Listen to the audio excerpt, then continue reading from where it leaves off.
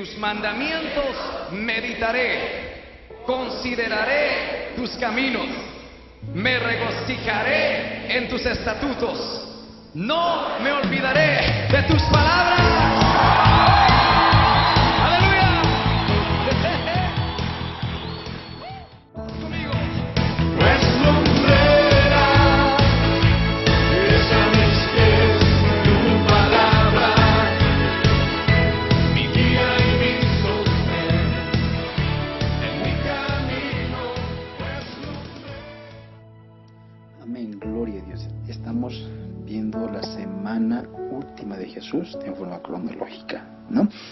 Entonces, haciendo una pequeña recopilación, día lunes el Señor increpa a la élite religiosa, ¿verdad? Y los confronta. Eso produce ya un celo perseguidor de parte de todos los fariseos, saduceos, publicanos, etcétera, y aquellos que están en la élite religiosa. Martes el Señor habla con el pueblo, habla con la gente, les motiva para que ellos continúen buscando el reino de Dios. Les habla de manera muy amplia. Miércoles el Señor se prepara, ¿no? Lo más que tiene realce el día miércoles es el tiempo en que Jesús es ungido y es preparado para la muerte. El día jueves es algo tremendo. Yo considero que el día jueves es un día el más importante para mí, justo porque este jueves va a ser un día de confrontación, pero no a ningún grupo humano, sino en el mismo corazón de Cristo.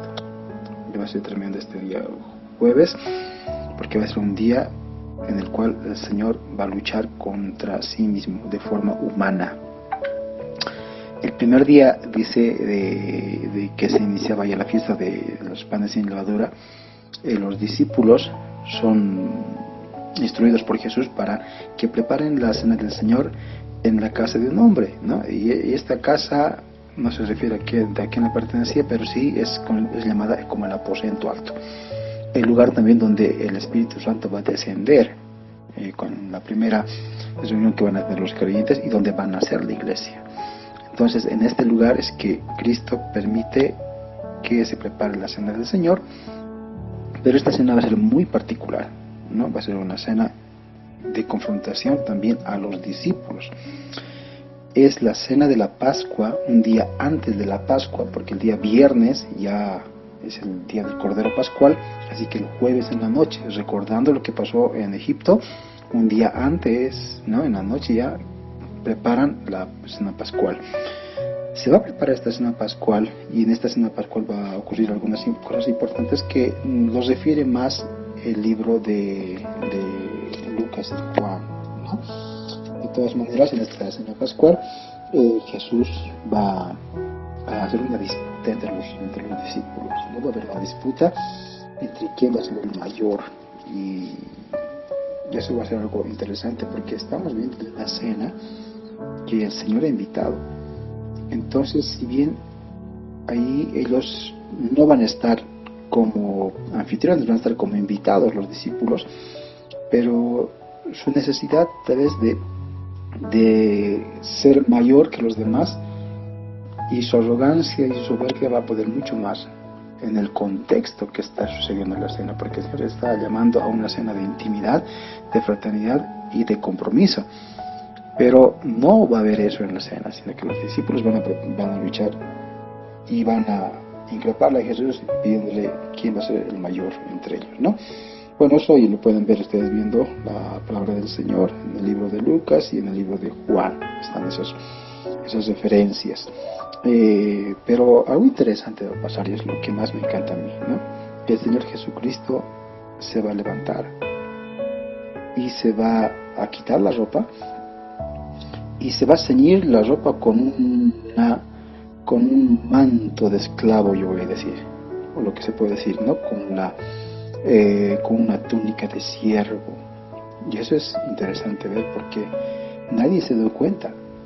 La cena estaba ahí, la comida estaba ahí, los invitados estaban ahí, los anfitriones estaban ahí, pero no estaba el que lavaba los pies, el que recibía, el esclavo más humilde, el siervo más humilde, que generalmente estaba en la cena era aquel que el anfitrión contrataba para lavarle los pies a las personas que llegaban con los pies sucios, y antes de llegar a la cena o entrar a la fiesta, era costumbre que un siervo con una palangana y con una toalla les empiece a lavar los pies, les saque las sandalias, lave los pies y que entren con los pies limpios a la cena. Pero nadie se dio cuenta, nadie miró la palangana. Todos vieron la cena, todos vieron la comida, la mesa, etcétera, pero estaba colgado en un rincón la palangana y el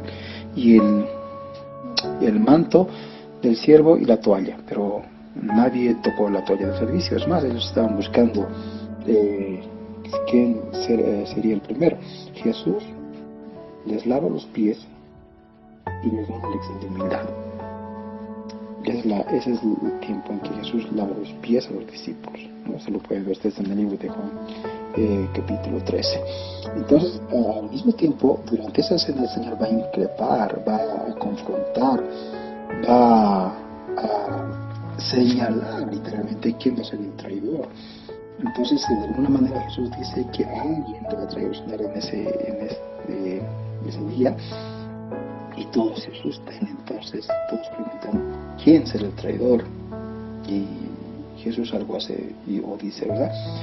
El que mete la mano conmigo y en el plato, ese va a traicionar.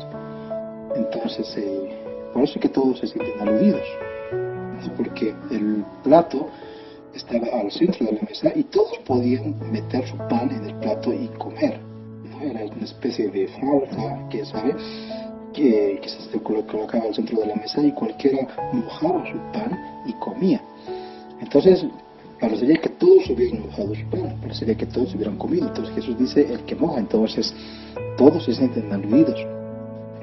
Pero en el libro de Mateo hace una referencia más explícita de Judas, ¿no? Porque Judas está ahí también y metió su pan en el plato juntamente con Jesús. Pero Judas le dice también, yo soy Señor. Y Jesús le responde, tú lo has dicho. Yo considero que Jesús le dijo tal vez en su oído. Pero de todas maneras, Judas estaba confrontado. Y en otro evangelio dice, Jesús le dijo, lo que tengas que hacer, hazlo. Y Judas se levanta y se fue. Miren, cuando se fue Judas, el Señor Jesús empieza a hablar también acerca de la negación de Pedro, ¿no? Y ahí Judas confronta a Pedro indicándole que Pedro también le iba a negar. Entonces, hermanos amados, muchos de los discípulos dicen, yo no te negaré, incluyendo Pedro. Entonces todos son confrontados. El Señor estaba preparando el corazón de los discípulos para lo que iba a ocurrir.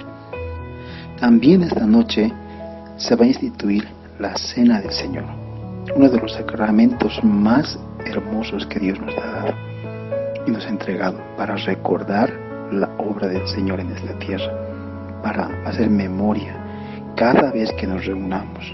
Actualmente se parte el pan, así como Cristo lo ha hecho, y lo ha repartido a sus discípulos, recordando que ese pan representa su cuerpo, que ha sido entregado, molido por nuestros pecados, y por su llaga hemos sido sanos.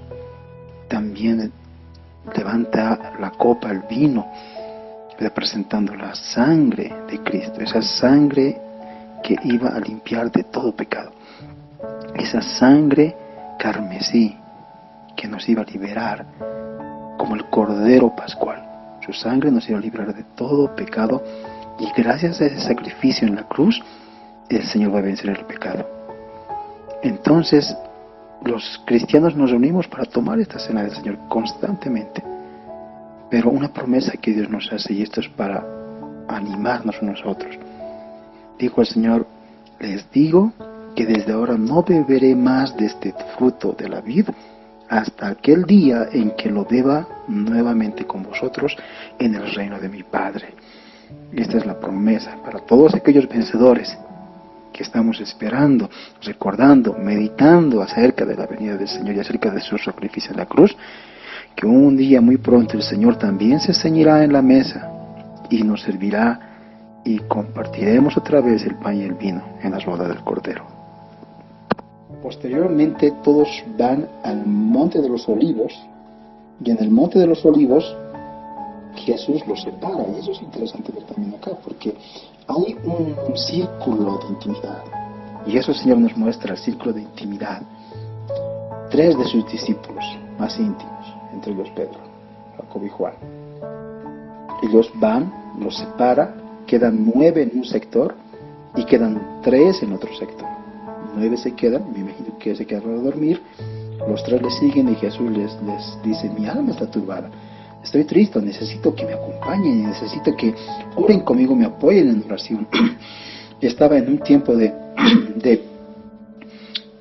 tomar una decisión drástica el Señor Jesucristo. Estaba por acontecer ¿qué se puede decir? Las horas más cruciales en el ministerio de Jesús. Él sabía lo que le iba a acontecer. Entonces el Señor dice: ya está cerca mi hora, necesito que me acompañen a orar. Y van un poco más adelante y ellos van a sentarse y van a esperar a que Cristo vuelva. Pero Jesús se va y se tira un poquito más allá y va a empezar a orar solo. En algunos evangelios dice que él se postró y empezó a salir gruesas gotas de sangre, y justamente entran a la propiedad que se llama Getsemaní, al huerto de Getsemaní. Entonces el Getsemaní es un lugar de confrontación, es un lugar de decisión, es un huerto de decisión, porque Dios, Cristo mismo, venció su temor, venció su carne y prosiguió el ministerio. Si Cristo hubiera declinado esa noche en el Getsemaní, otra sería la historia de la humanidad. Pero Cristo venció la muerte y venció a Satanás desde el Getsemaní.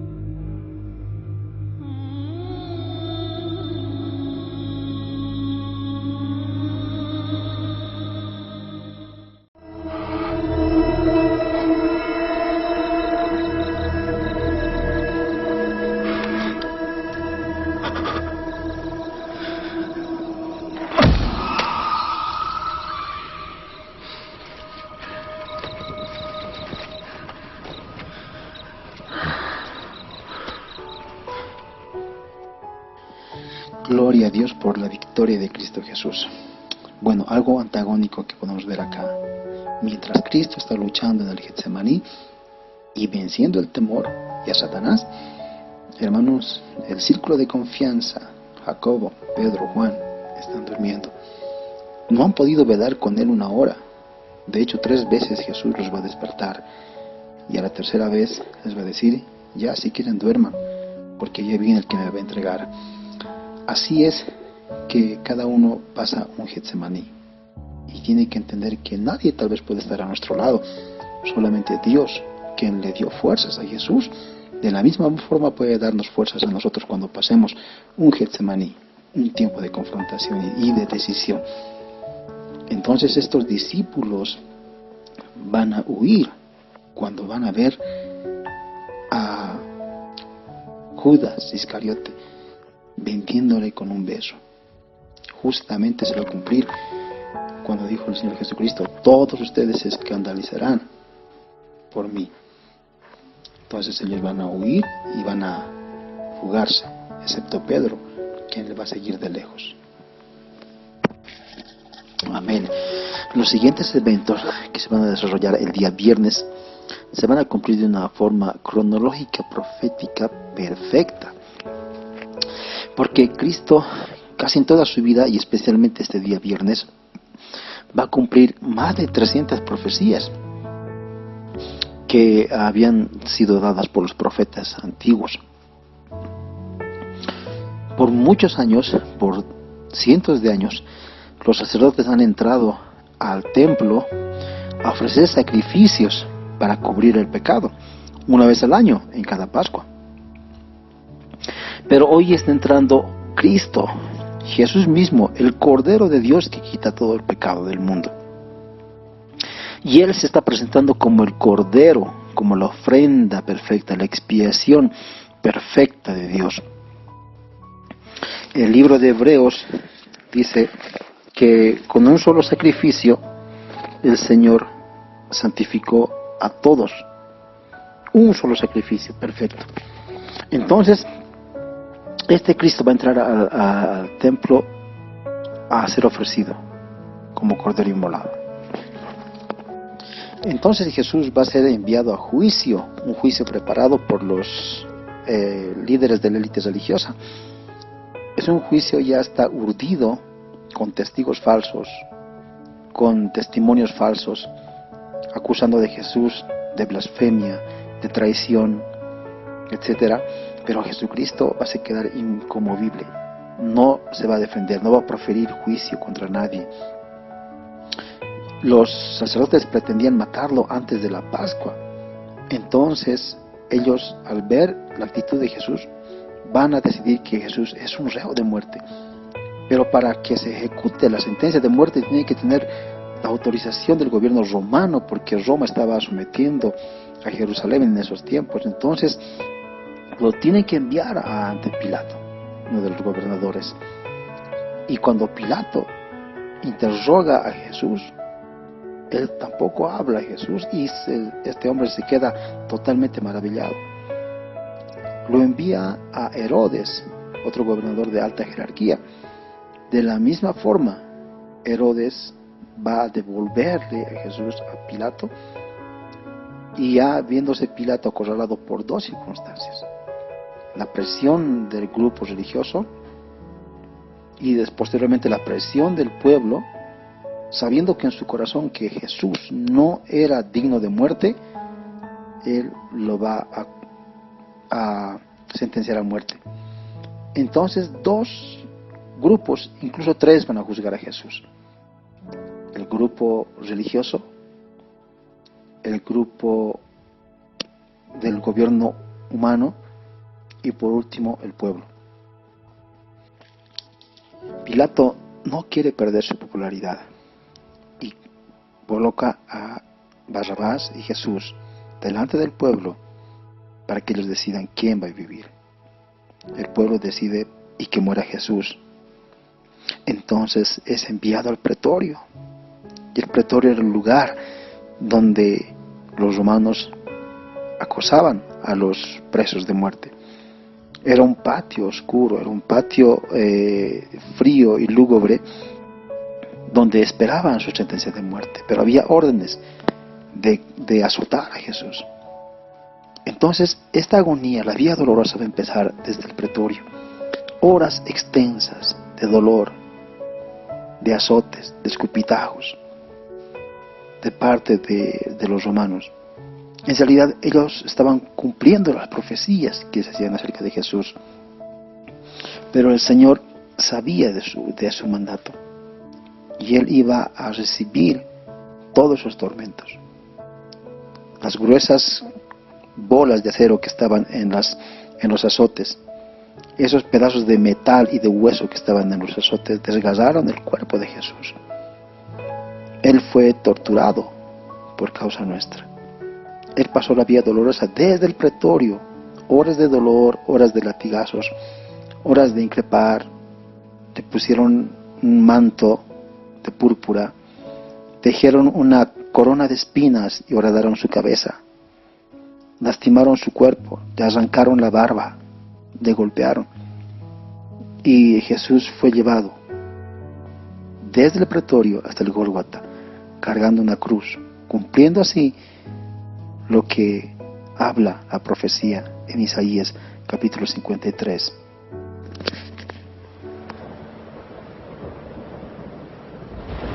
Subirá cual renuevo delante de él, y como raíz de tierra seca, no hay parecer en él, ni hermosura. Le veremos, mas sin atractivo para que le deseemos. Despreciado, desechado entre los hombres, varón de dolores, experimentado en quebranto, y como que escondimos de él el rostro, fue menospreciado y no le estimamos.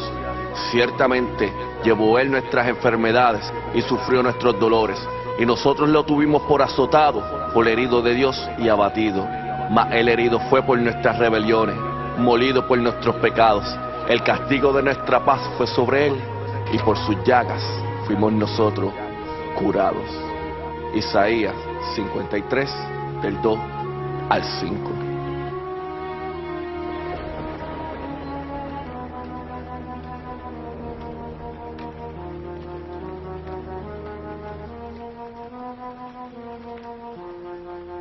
La sangre corre por su frente, cegando sus ojos hinchados. Lleva sus vestidos rasgados por su sangre manchado. Su espalda digna de roja por los latigazos, y a la vía dolorosa dirige sus pasos. El dolor es grande, no es más que su causa, y aunque va despacio al calvario va sin pausa. Tropieza, pero se levanta. Titubea, pero aún anda. A que avance el soldado manda, es que su muerte está en demanda. Su corona, siendo un reino, es de oro de 14 quilates. Es de espinas punzantes. Su cetro no es de diamante. Sus vestiduras no son elegantes, ni su palacio de esmeraldas brillantes. Y ese es el Rey de Reyes, quien va a su coronación sin honor, clamor ni furor, pero va con golpes en su cara y vestiduras rasgadas. Ni siquiera es alfombra roja lo que pisa, sino que pisa su propia sangre, y esa anuncia su entrada. Y ese es el Rey de Reyes, el autor de la salvación, el asesino de la muerte. Al hombre que allí dieron por el hombre más débil, es al hombre que hoy le hincan rodillas los hombres más fuertes. Vuelve y cae en el piso. La cruz es muy pesada, la multitud aún más se ríe despiadada. El romano nuevamente latiga su espalda y le replica: levántate, bastardo, que aún te falta. Sacan de la multitud a un hombre llamado Simón. Llevar la cruz del rey le imponen de misión. El rey se levanta, la multitud aún más grita, las viudas lloran y de su frente su sangre limpian. Los niños le tiran piedra, los hombres le escupen, las mujeres le burlan y las profecías se cumplen. El rey mira a su derecha, no ve quién es sano de su lado, pero a su izquierda están los que le burlan, más par de soldados. Y como si fuera poco, tanto dolor, tanta humillación y tanta sangre, aún la multitud de su muerte tiene hambre. Pero ese rey valiente está dispuesto a hacer lo que sea necesario para derrotar la muerte y el pecado a través del mismo Calvario. A través del mismo Calvario. Ahora, la gente escucha esto y se sorprenden y se preguntan cómo fueron tan crueles ante un inocente. ignorando que ese mismo error cometen ante la misma persona, no muy diferente. ¿Quieres saber quién es Él? Ven y averigua. Y te mostraré que Él es más que un personaje de historia antigua, porque Él es más que un carpintero nacido de una virgen que da su amor a aquellos que le eligen. Porque Él es el que escupes cuando a la iglesia naciste, el que niegas cuando ignoras que existe, el que golpeas cuando su ayuda rechazas, y el que latigas cuando su amor reemplazas, el que burlas cuando su poder subestimas, y el que desnudas cuando su imagen lastima. El mismo que sabe que nosotros le crucificamos es el mismo que nos perdona sin reclamos, porque Él es el que siempre está sin importar dificultad, quien te conoce por nombre, apellido y necesidad, quien camina junto a ti una milla más, quien pones otra mejilla en paz, quien muere por tus pecados, mas por tu amor resucita, porque no es quien tú quieres, Él es quien tú necesitas, quien no te abandona aunque dudes de su existir, porque aunque no creas en Él cree en ti, el que te ama día a día, el que venció la tumba fría, el que te vela, el que te cuida y el que sana tus heridas, el que en el frío es tu abrigo, en la soledad Él es tu amigo, en la angustia tu consuelo, en el deseo Él es tu anhelo, en la pregunta la respuesta, el que amor nunca le resta, el que ríe cuando ríes, el que escucha cuando llora,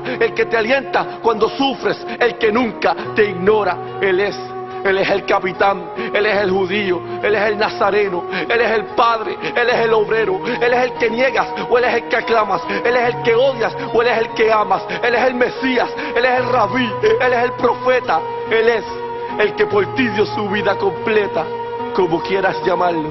Él es Jesucristo, Él es tu Salvador, Él es tu verdadero amor, porque Él murió por ti, para que tú vivas por Él.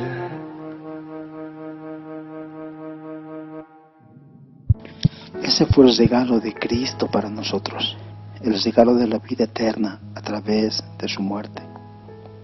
Este regalo tenía los clavos, la corona de espinas, el manto que se apropiaron los soldados, las ropas fúnebres. Es importante abrir los regalos y recibir la salvación de parte del Señor. El Señor Jesús no solamente fue avergonzado ante su pueblo, sino fue avergonzado ante el cielo. El momento que el Señor Jesucristo estaba muriendo, el cielo se oscureció, el cielo se hizo totalmente lúgubre, la tierra tembló, la tierra lo maldijo.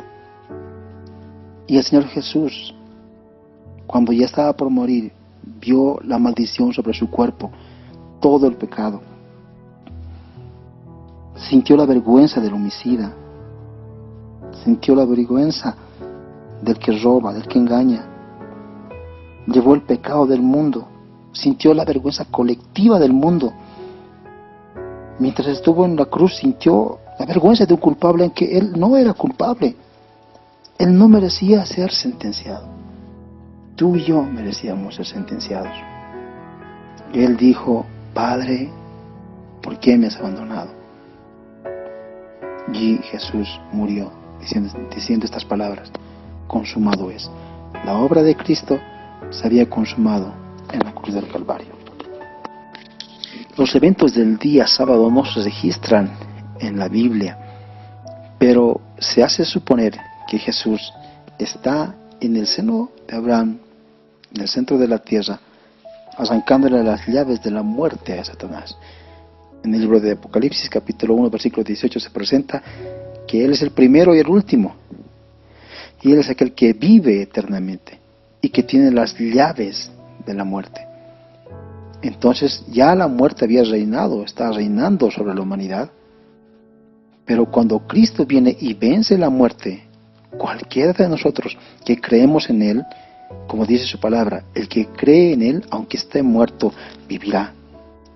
Y Cristo venció la muerte. Cristo sometió a la muerte en esos días que estaba en el sepulcro.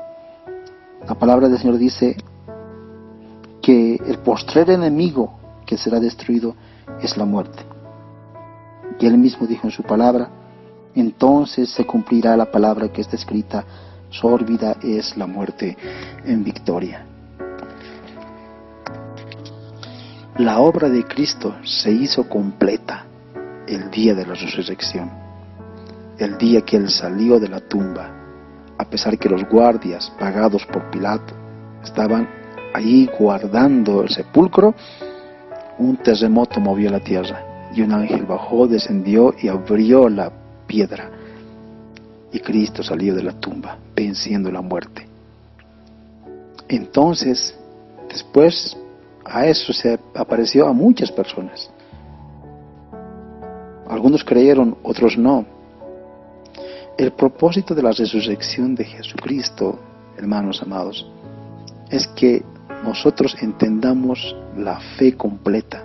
Vana sería nuestra fe, dice la palabra, si Cristo no hubiera resucitado. Es cierto.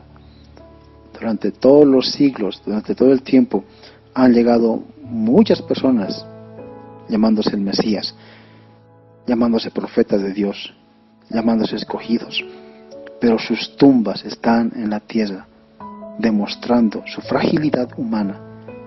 Solamente a Cristo no le pudo contener la muerte. Solamente Cristo es el que venció la muerte. Él dijo: porque no dejarás mi alma en el Seol, ni permitirás que tu santo vea corrupción. Se cumplió la profecía. También dijo Dios redimirá mi vida del poder del Seol, porque Él me tomará consigo. Y es cierto. Entonces, quiero terminar este tiempo animándoles, hermanos, a que entendamos que solamente en Cristo hay vida eterna. Solamente Él nos puede dar la vida eterna completa. Su obra preciosa termina no en la tierra, sino en el cielo. La muerte terrenal es una antesala para llegar a nuestra vida eterna. Hay una verdad central del Evangelio, que es que Cristo nos dará la vida eterna.